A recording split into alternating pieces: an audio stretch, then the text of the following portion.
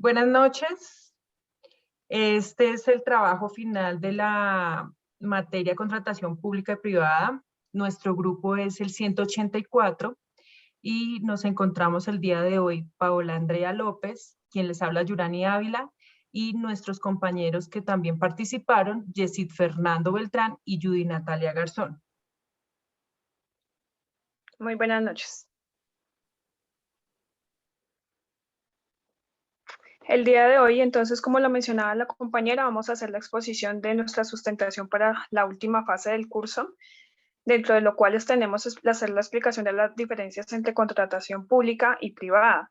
El contrato público, por lo general, se realiza a través de licitaciones públicas, mientras que en la contratación privada no hay necesidad de realizar ningún tipo de convocatorio. En la contratación pública también vemos que se realizan muchos trámites de tipo legal, mientras que en la contratación privada no realizamos tanta tramitología, lo que hace que esta sea mucho más sencilla. También para la contratación pública es necesario e indispensable estar inscritos en el registro único de proponentes, mientras que en la contratación privada, no hay necesidad. Las contrataciones públicas por lo general son por parte del Estado y para beneficio del mismo, mientras que en las contrataciones privadas solamente requerimos como una propuesta atractiva y esta va a ser para beneficio de empresas privadas de acuerdo con su descripción. En las contrataciones públicas, por lo general, nos tenemos que acoplar como a los parámetros que nos exige el Estado, mientras que en las contrataciones privadas se pueden flexibilizar los términos y las condiciones. Bueno, vamos a ver las partes del contrato. Dentro del contrato público y privado, entonces, las partes generales de un contrato, o sea, todo contrato, sea público o privado, debe tener un título en donde mencione qué tipo de contrato es, público o privado. Un cuerpo sustantivo en donde indique las partes involucradas, donde puede ser personas físicas o personas jurídicas, dependiendo del tipo del contrato. La exposición en donde se exponen las relaciones entre hechos y antecedentes relevantes que carezcan de valor normativo. Luego está el cuerpo normativo en donde se establecen los acuerdos y las normatividades que cubren a ese contrato. El cierre es la forma de cierre en que se indica la manera de efectuar el acuerdo, ¿sí? Dentro de los anexos se deben abordar y desarrollar algunos aspectos complejos del contrato a fin de facilitar la lectura. Respecto al contrato público, entonces debe tener la identificación de las partes, la acreditación, la definición del objeto del contrato, la referencia a la legislación aplicable al contrato, los documentos que lo integran, el precio y las condiciones de pago, ¿sí? También tenemos la duración que va a tener este contrato, el interventor, los supuestos en que se procede la resolución. También podemos tener presente los principios del contrato público y privado.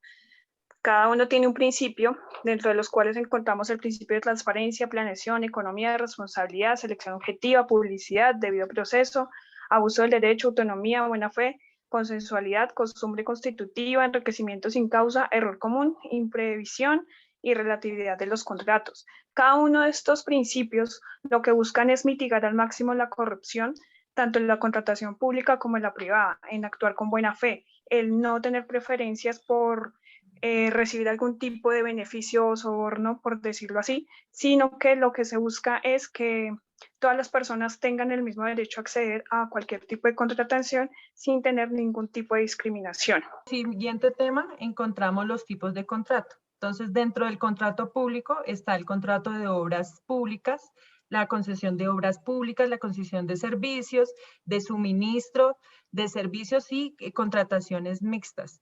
Dentro del contrato privado están los de arrendamiento de obras o servicios, compraventa, servidumbres, arrendamientos de vivienda con fiador, de arras o señal, de cesión de licencia de autotaxi, compraventas de bien ganancial por uno de los cónyuges, compraventa con pactos de arras penales, capitulaciones prematrimoniales. Bueno, dentro de las clases de contrato, pues obviamente también están divididos entre públicos, privados o civiles. Dentro de los públicos tenemos contratos de servicios, los cuales se pueden dar entre el ayuntamiento y una empresa de transporte, contratos de obra, contratos unilaterales o bilaterales para los casos de los contratos públicos o civiles, gratuitos u onerosos, contratos conmutativos y aleatorios o contratos principales o accesorios. Entonces continuamos con las responsabilidades por incumplimiento del contrato. Yo les voy a hablar del contrato público. Entonces, existe la responsabilidad excontractual en donde las entidades públicas deben hacerse responsables por daños antijurídicos ocasionados a terceros, ¿sí? Luego está el incumplimiento del contrato por parte del contratista. Entonces, una vez se vence el plazo previsto para cumplir con el contrato, haya satisfecho o no las prestaciones, entonces, y si lo hizo de manera defectuosa, entonces debe pagar una indemnización. Entonces, aquí hablamos de la responsabilidad de contratista de indemnización. Un contratista debe indemnizar a la entidad contratante por haber incumplido un contrato de obra. En este caso, pues, sería uno de obra o cualquier tipo de contrato que tenga con el Estado y lo haya incumplido, debe pagar una multa o una sanción. Como aporte adicional a la parte de las responsabilidades por incumplimiento, quería mencionarles unas consecuencias que se dan al realizar este tipo de acciones.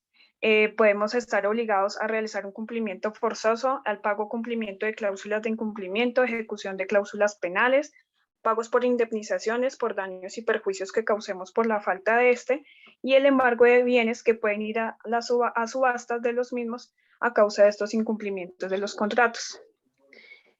Pues acá nosotros estamos especificando ya cada uno de los artículos, códigos y demás acoplamientos a las leyes que se rigen a los incumplimientos de los contratos privados. Pues están lo que se rige por el Código Civil, el Código de Comercio y demás artículos que nos acarreen cualquier tipo de sanción a causa de estos incumplimientos.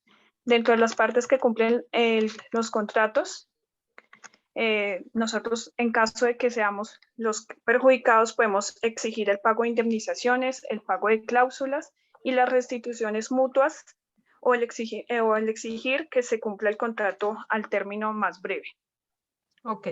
Bueno, para finalizar vamos a explicar la aplicación del principio de igualdad de interés general y particular. Entonces, ¿qué significa este principio? Pues que todos somos iguales, tenemos los mismos derechos y deberes, lo cual genera un interés particular propio de cada persona, que bien puede relacionarse o no con el interés general o social de la población, región o país en donde nos encontremos, ¿sí? No siempre el interés general beneficia a todas las personas particularmente, puesto que está realizando con base al beneficio de la mayoría de la población, en aras de crear beneficios para el general de los habitantes, los cuales deben amoldar a sus necesidades, expectativas a lo que ofrecen a todos. Lo importante en el interés general es que aplica a la mayoría de los involucrados, con el fin de favorecer a las masas.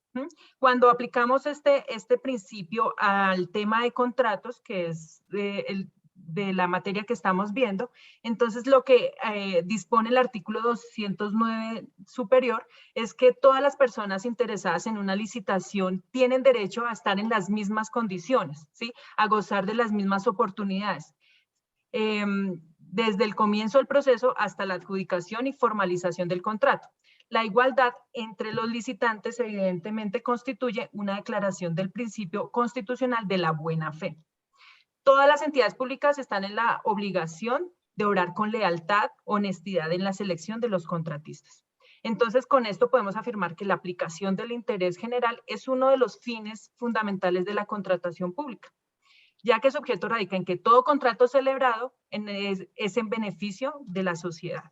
Entonces, este interés de igual forma velará por permitir que los contratos se celebren con la mejor oferta presentada. Y en interés particular va guiado en la búsqueda de ánimo de lucro a personas naturales o jurídicas. Por tanto, entonces, el principio de igualdad hace referencia al trato igualitario que se debe dar a todas las personas sin tener, como lo mencionaba antes, ningún tipo de discriminación, ya que por ley todos tenemos derechos a recibir un trato digno e igualitario en cualquier ámbito y en específico en los procesos de contratación. Como mencionaba anteriormente, no se puede pasar por encima de otra persona al tener algún tipo de preferencia o soborno o algún tipo de beneficio por ser, no sé, un allegado, un familiar o ningún tipo de preferencia. Todos merecemos el mismo trato igualitario, en especial a la hora de contratar frente al Estado o a una entidad privada. Ya para terminar, vemos la bibliografía que soporta la información anteriormente mencionada y agradecemos la atención prestada. Gracias, muy amables.